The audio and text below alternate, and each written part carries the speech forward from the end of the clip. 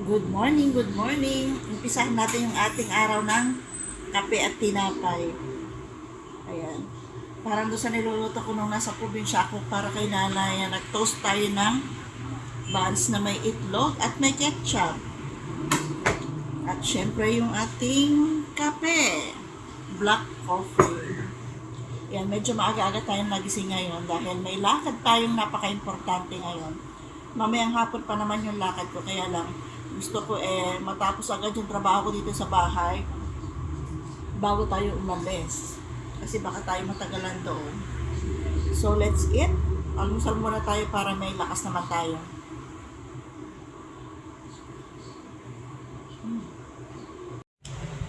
Ayan, tapos na tayong magkape at syempre isinunod na natin yung ating tanghalian. Nakapag-ready na ako. Ang oras ay alas 10 pasado na, kaya kailangan mag-prepare na tayo ng susunod nating gagawin. At yun nga yung ating pagluluto. At dito sa aking lamesa, naka-ready na yung ating lulutuin.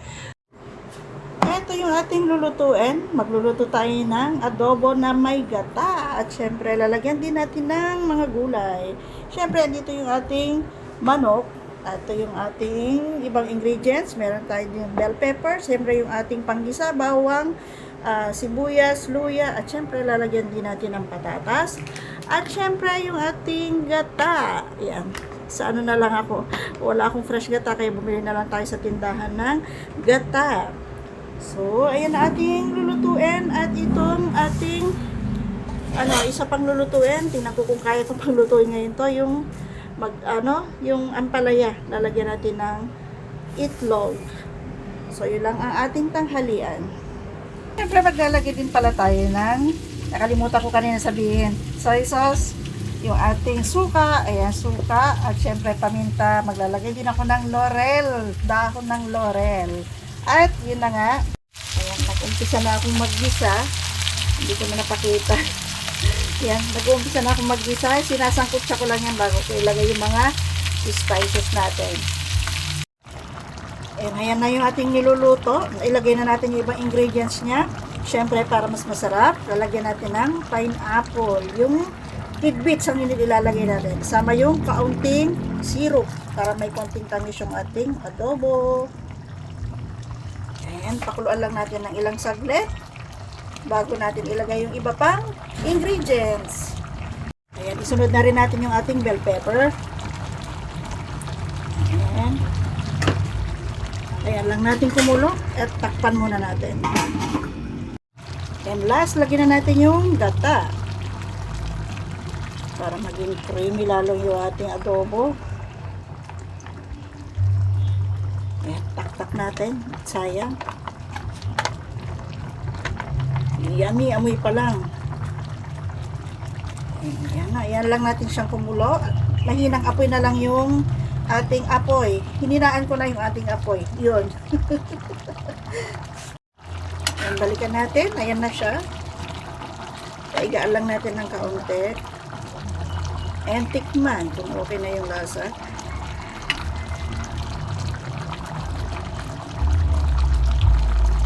Wow!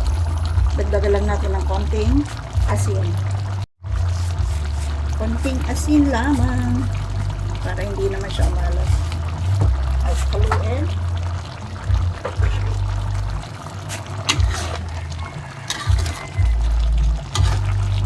Creamy. Alam nyo, yung mga gantong lutuin, sana yung gusto kong lutuin para kay nanay nung nandun ako sa probinsya. Kaya lang, napakahirap talaga ng doon, pumunta sa palengke.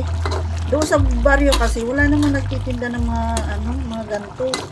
Kailangan talaga pumunta ka sa bayan. Ang problema, pag wala kang sariling sasakyan, hindi ka talaga makakapunta ng bayan. Kasi wala namang pampasaherong sasakyan doon na papunta ng bayan. Kung meron man, mag-aarkila ka talaga at napakamahal ng bayad. Yung bayad mo pwede ng pang 2 araw na ulam. Kaya sa susunod, alam ko na, minsana na lang ang bili doon. Kahit pang 1 week na ulam.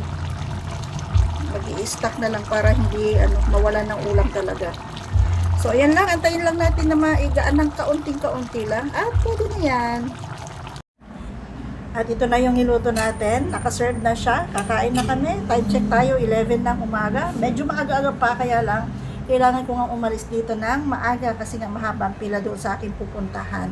So, tatawagin ko na yung mga kasama ko at kakain na kami. At syempre, mamaya babalikan ko kayo.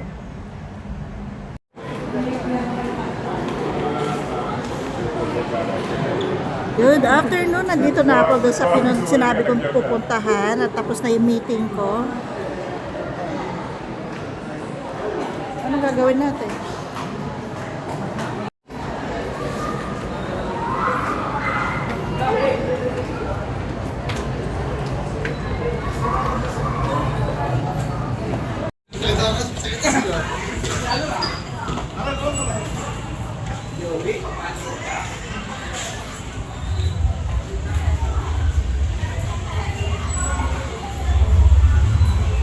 Oh, saan mo?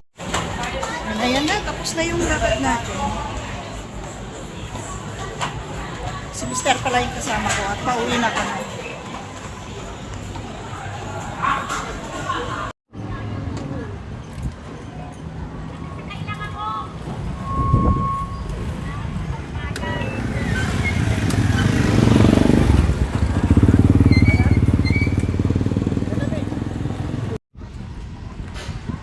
Yan, dyan kami galing kanina dahil meron kaming meeting kanina. Ay, may meeting. Meron akong appointment kanina dito kay Attorney Oliveros.